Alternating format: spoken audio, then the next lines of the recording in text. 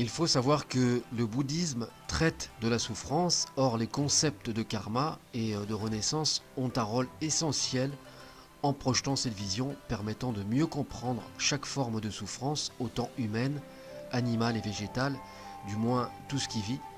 Le Bouddha n'a jamais prétendu que la vie était souffrance, par contre, il a insisté sur le rôle de chaque être à jouer en termes d'intensité et de la manière dont il l'interprète et en tire parti selon sa propre expérience. C'est de là qu'est né le karma et qu'il prend toute sa mesure.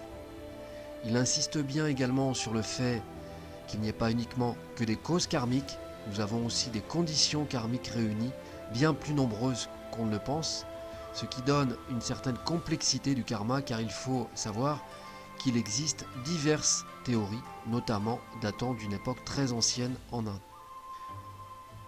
C'est dans les années 60 et 70 que les fameux beatniks ou 68ards en provenance d'Europe et d'Amérique du Nord ont débarqué en masse en Asie, principalement en Inde et au Népal, et ont déformé les réels propos du karma pour le vulgariser ensuite en Occident. Et depuis plusieurs décennies, on dit tout et n'importe quoi sur le karma, avec toutes sortes de sottises possibles. Le karma n'a rien de mécanique ni de fataliste, comme l'affirment avec ignorance certains habitués de la bobo-attitude qui ne font que répéter de telles idioties entendues ça et là. Il est infiniment plus subtil.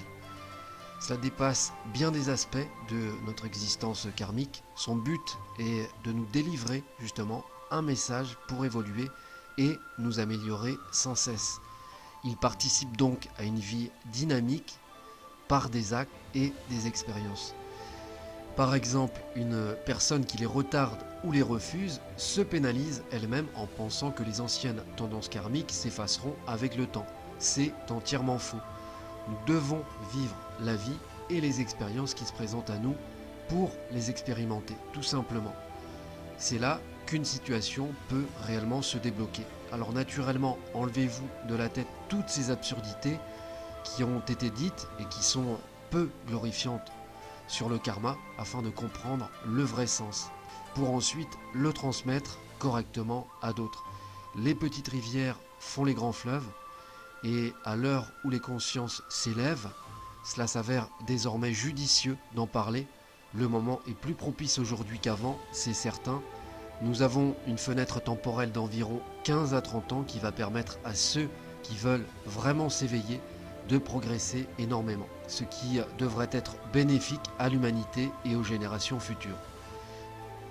Si l'on devait résumer le karma, on dirait qu'il est le point central nécessaire de la doctrine du bouddhisme en étant considéré de la plus haute importance, non pas uniquement comme concept, mais aussi comme réalité.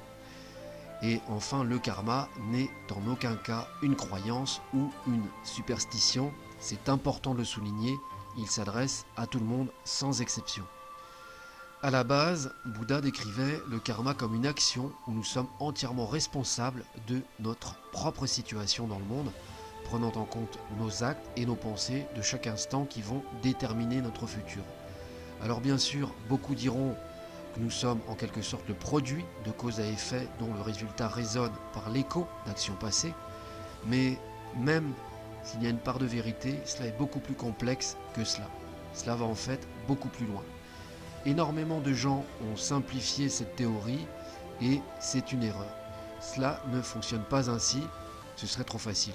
Parce que penser que quelqu'un est pauvre et qu'il le restera automatiquement toute sa vie est complètement faux. La fatalité n'a rien à voir et encore moins la prédestinée. C'est à chacun de faire son parcours de vie et de s'en donner les moyens selon ses possibilités du moment. Dans le bouddhisme, l'accent est mis sur l'interconnexion de toutes choses. Ce qu'il faut retenir, c'est que les paramètres à prendre en compte sont extrêmement nombreux entre les influences, l'environnement, l'éducation, les expériences vécues, etc., dont l'accumulation d'empreintes et de tendances karmiques avec les habitudes ancrées et celles que nous avons créées nouvellement sans cesse. Tout cela se mélange et se chamboule au fond de chacun et logiquement les perceptions comme les interprétations sont différentes d'un individu à un autre. personne en fait ne le vit de la même manière. Certains seront affectés, d'autres moins, ou carrément pas du tout. Nous avons le choix, il faut faire avec notre héritage karmique de naissance durant cette vie et évoluer. Alors naturellement, tout le monde ne part pas sur le même pied d'égalité, mais une nouvelle fois, le but est d'évoluer et de progresser face aux obstacles et aux défis que nous allons tous rencontrer dans une vie. Se plaindre et se lamenter sans cesse, sans croire en rien, ne feront que retarder les échéances et nous faire stagner dans notre vie pour faire du surplace. Inconsciemment, c'est activer sa roue karmique dans le sens inverse des aiguilles d'une montre, c'est-à-dire à contresens, pour finir par se fatiguer et s'épuiser en optant systématiquement vers de mauvais choix. C'est uniquement tout ce qu'on récolte. Généralement, quand un être humain ne veut pas retenir la leçon, elle réapparaît sans cesse, parfois plusieurs fois dans une vie, jusqu'à que la personne comprenne le sens. Pour certains, une vie ne suffit pas malheureusement, donc il est fort probable que cela ne soit que remis dans une autre vie. Quoi qu'il en soit, quand on ne veut pas voir la réalité en face, la vie nous rattrape et nous le fait comprendre à sa façon très subtilement, et c'est à ce moment-là que nous réalisons que nous sommes très petits face aux lois de l'univers. Vouloir changer en bien est l'approche la plus juste. Cela commence par cultiver des petites graines positives jour après jour. Cela invite ensuite avec le temps une libération intérieure des anciens schémas qui pourront s'exprimer pleinement. Voilà pourquoi il faut continuer à aller de l'avant sans cesse, quel que soit son handicap ou ses problèmes. Bien sûr, certains ne sont pas épargnés.